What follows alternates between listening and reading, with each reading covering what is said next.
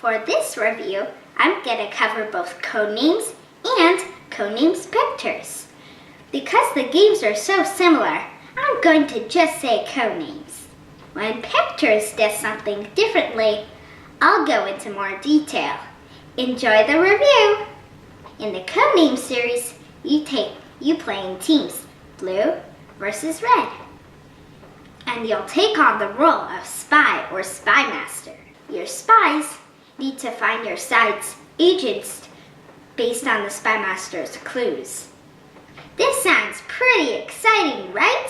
Well, it is, but probably not in the way that you're thinking. Codenames is a fast game, but how fast? It depends on the players.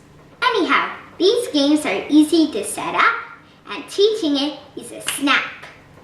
Not only is this a game for weeknights, but you'll be able to play a few games in a row.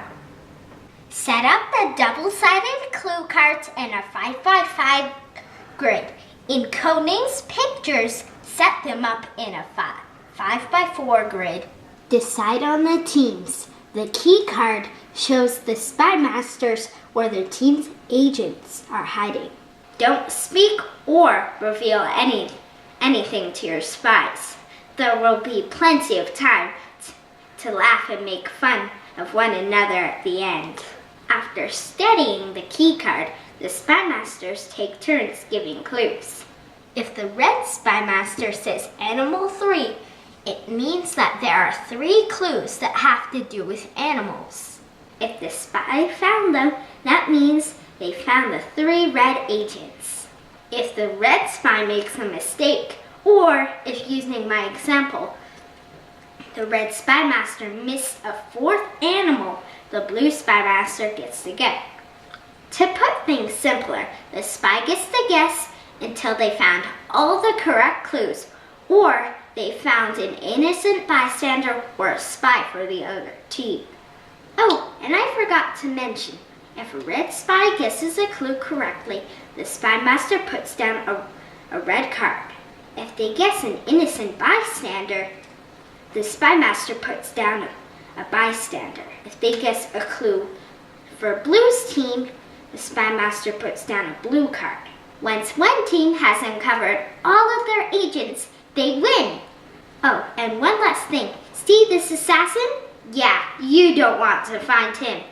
If you do, you lose immediately. I was the spy master for Dad, and Mom was the spy master for Grandma. I was really stumped, and the timer was getting close. I just said water 1 without really thinking. Dad picked whale.